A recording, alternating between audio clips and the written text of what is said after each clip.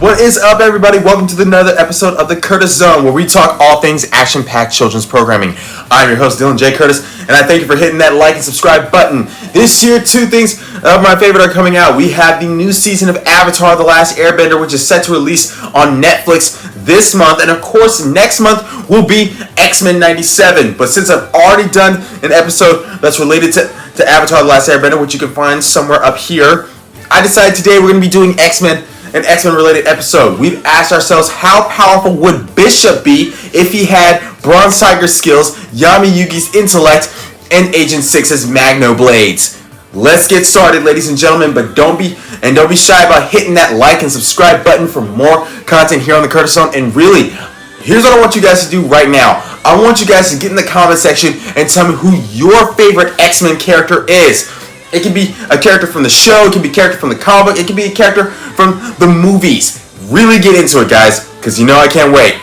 Let's get started by talking about Bishop, though. Now, for those of you who are new to the channel and don't know how powerful some of the episodes work, I, your amazing host, Dylan J. Curtis, give to you the origin of the character and talk about how powerful they are, and I talk about their powers as well, and then I talk about all the things that are going to be combined to their power, and then you, the viewer, leave in the comment section down below how powerful you think the character will be after I tell you how powerful I think the character will be.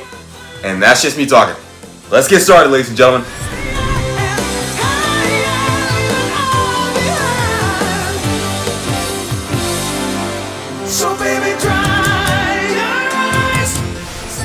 Now, here's the thing about Bishop. He has had a long-standing relationship with the X-Men over the years. He was first introduced in an Uncanny X-Men in 1990, but we wouldn't get his origin until 3 years later.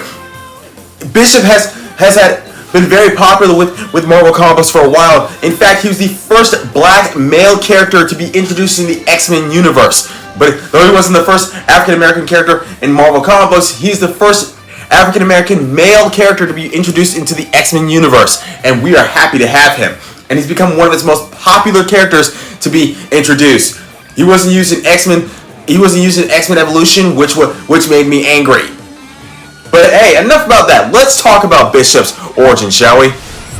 As far as Bishop's origin goes, he was born in the future where Sentinels had taken over, and because he's a mutant, his parents were put on trial as mutants, which lasted all of 2 seconds until they were sent to internment camps. While in that camp, he would be branded with the symbol M over his eye, so that everybody would know that he was a mutant. During that time, he would meet his sister Shard, and his parents would be killed after meeting his grandmother as well. But also during that time, there would be the Summers Rebellion, where all mutants would rally against the Sentinels and take them down. This also took place during the Days of Future Past storyline, which was also my favorite.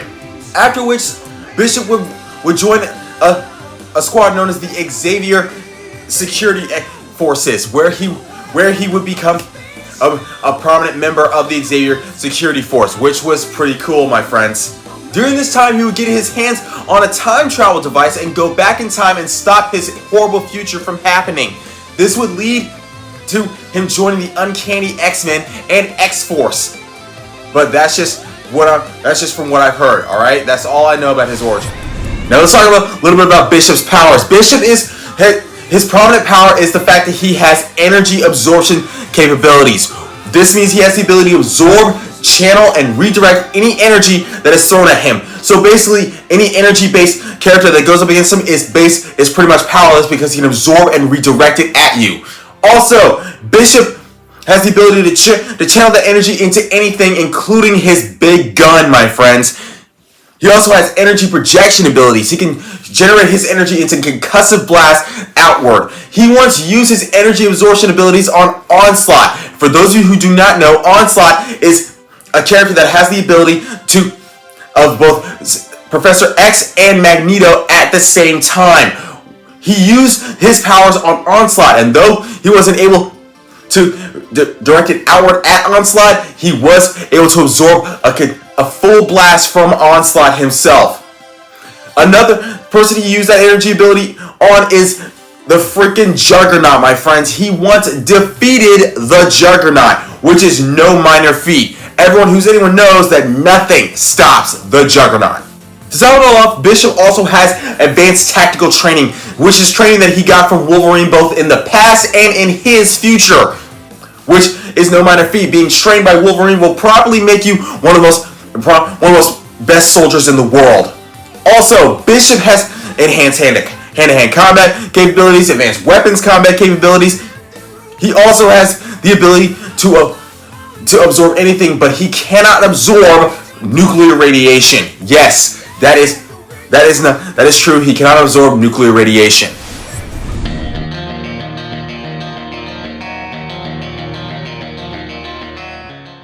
Alright, let's move on by talking about Bronze Tiger's skills. Now, the thing about Bronze Tiger's skills is the fact that he has the ability to fight anyone at any time. He's the only black guy in comics whose only superpower is the fact that he knows martial arts. Also, Bronze Tiger is one of the most prominent assassins in the DC universe, being so skilled as an assassin that his skills rival that of Lady Shiva. And combine that with the fact that he has the ability to slow down his freaking bleeding so that he can take a longer beating is no minor feat as well. Bronze Tiger has enhanced training with hand-to-hand combat, weapons combat, so skilled in martial arts that his skills rival that of Deathstroke. So anyone who goes up against Bronze Tiger needs to know that they're in for a beating.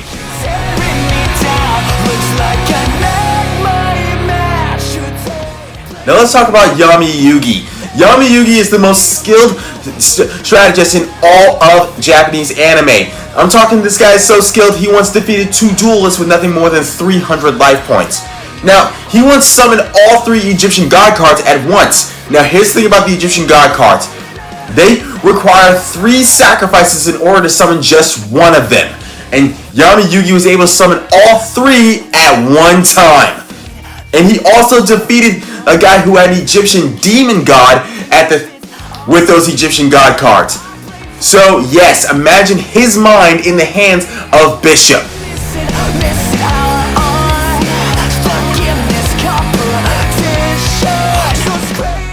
And finally, let's talk about Agent 6's Magna blades. Now here's the thing about Agent 6's Magna blades, they are incredibly sharp. I'm talking they're so sharp they can cut through solid diamonds, my friends.